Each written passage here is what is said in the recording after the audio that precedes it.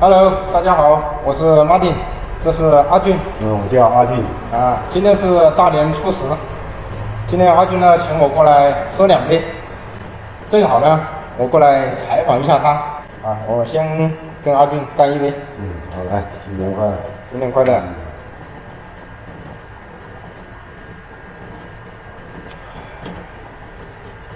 好了，我们先吃一回。1 hour later。好了，现在肚子差不多填饱了，酒也喝了几杯，已经有一点感觉了，所以呢，我现在开始采访阿俊啊。阿俊老家是哪里的？我老家是中国云南提印的，1988年生的。1988年生的。很年轻啊，才34岁。来越南多久了？过来有3年了。3年了。在这边是不是一直在做什么呢？一直在公司里面上班。公司上班。公司是做什么的？我们公司是做这个棒球的，做运动器材的。做运动器材，有工厂是吧？对，工厂有。那你们为什么现在在这个农村里面开了个厂呢？这么偏的地方？来这个地方开厂也是一个机缘巧合吧，因为他这边，我徒弟他老家是这里的，然后再加上我们调查了解到这边他的工资在整个越南是属于比较低的收入，然后1个月就是300多万这种，然后后面老板考虑到就过来这边办加工厂。方不方便透露一下你现在的收入是多少啊？我收入的话，总的差不多也过万，现在。过万平均总体也差不多过万。那还不错啊，还不错，在越南算是还可以的。在越南也还可以。现在有女朋友吗？哎呀，别提了，女朋友。看来是别提了。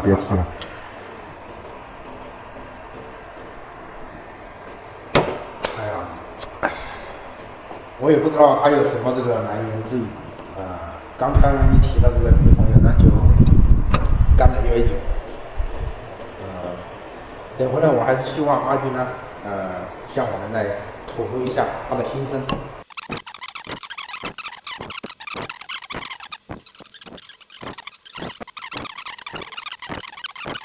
1 hour later。好，现在酒也喝了1斤多了，现在感觉非常好刚才呢也听阿俊系统的讲解了他从认识这个女朋友一直到现在分手的整个过程。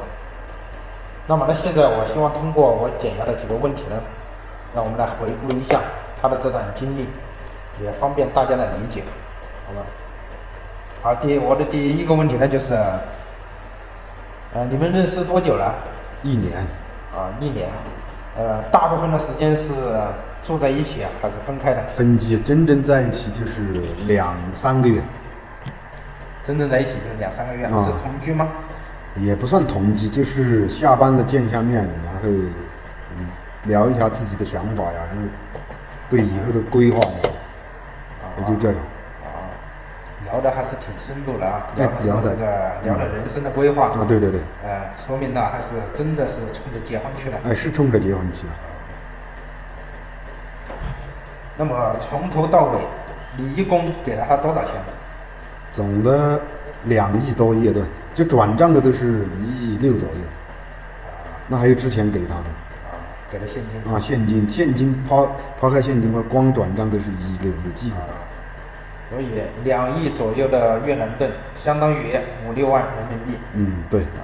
这个对于一个普通的打工人来讲呢，也真的是不简单了可能这个好几个月的工资，有可能1年的接近半年的工资，对，差不多都给他去了。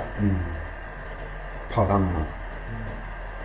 所以后来呢，你们分手是什么样的原因？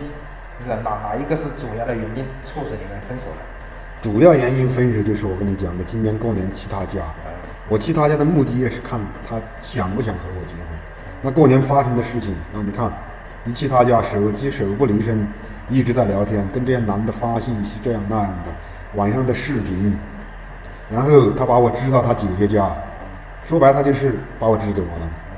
也就是你发现了，他一只脚踏几条船啊，对啊，就是出轨了。已经不是出轨了，他可以就通过后面我对他的了解和他前夫的谈话，还有他在他们那个县城里面那个就是公众群里面发的帖子嘛，我就可以断定他就是一个这种的人，不是说跟我在一起的脚踏几只船，而是他就是一个脚踏多只船，说白了就是通过套路，通过他的手段来弄钱的，就是这么一个类型的一个女人了。那你感觉呢？他从刚开始跟你在一起，就是怀有这个目的，还是后来才发现有这个目的的？像这样，我刚开始他所表现的、所使用的手段，我认为他是真的爱我，只是从后面我发现的蛛丝马迹，然后我通过我的方式去调查、去了解，我查实了，他是这么一个人。所以你现在分手多长时间了？现在到今天为止才，我看一下，3天。啊，才3天。真正3天。那么现在已经完全放下了吗？肯定放下了嘛。现在3天就放下了。对他来说，从看到他聊天记录那一刻起，我就真正的放下了。我只是等自己心死。这3天前是真正的这个提出来分手。啊，对。那么现在的感觉怎么样？现在的感觉，自己好好的上班，好好的工作，然后多挣点钱，存起来给父母。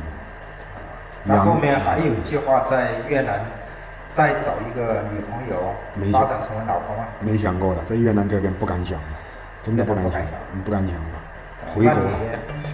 可以谈一下你自己的感受，你对越南人的印象是个什么样子？这边的人怎么说？整体来说有好有坏，反正哪个地方都有好有坏。就说真的想结婚了嘛，就像他们奉劝我的，还是在工厂里面找一个上班的比较靠谱，最好别找会中文的，会中文的女人非常不简单，因为这边很多中国人。所以真正要在这边结婚的话，要真正的要找一个就是在工厂里面上班的打工妹，还可能确实一点。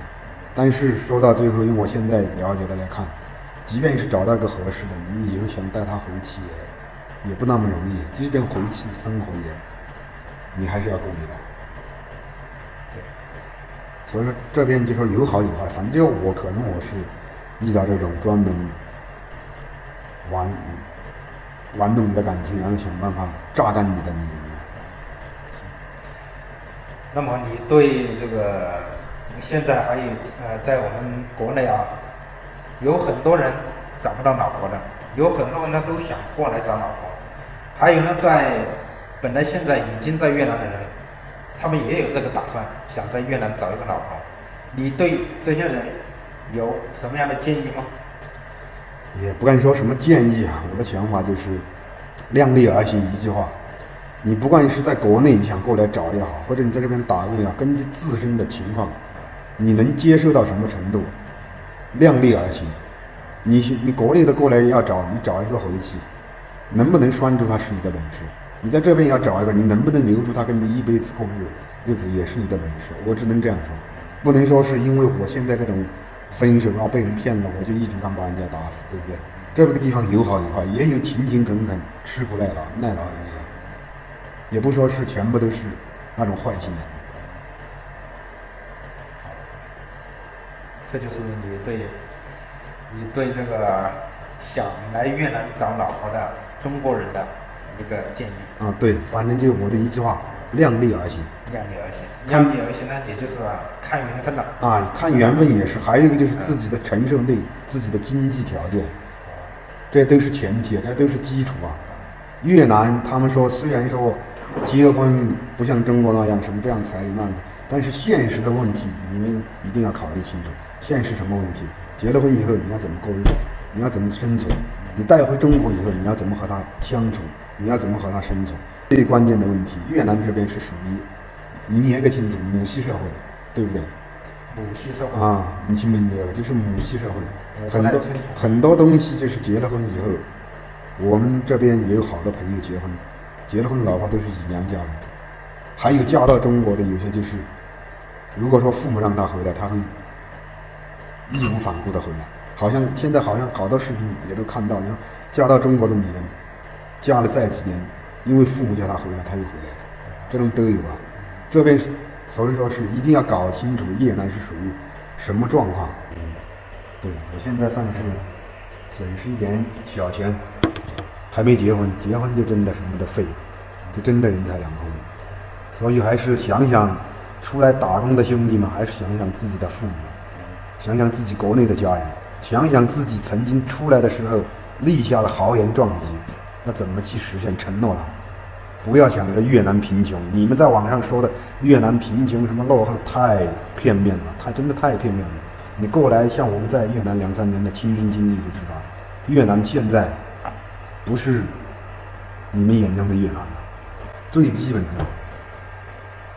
更何况你是一个外国人，你过来这边要立足，要做事情，真的不容易。相信大家也看到好多国人在这边的经历和遭遇，也有好的，但是好的少之又少。希望你们不要一味的说是越南贫穷落后，好找女人好找老婆，从越南买老婆，你们这个思想错了。我认识很多就是当时被卖过去的，过去1、2年人家就跑回来了，到时候你哭爹喊娘都没用了。现实一点吧，凭自己的能力做自己该做的事情。在越南娶老婆，虽然这个彩礼还有婚礼办酒席用的钱不算多，确实比中国要便宜很多，有的是不需要彩礼的，但是呢，也有一些地方呢是需要彩礼的，但是这个彩礼的金额呢，可能跟中国比起来，那算是很少了，而且呢，在这边呢，普遍都没有需要你买车买房这么一个要求，但是这只是前期，结婚的时候确实感觉很便宜啊，但是后来也有很多人哭的啊。好了，今天的分享就大概到这里了啊。那么我们最后再干一杯。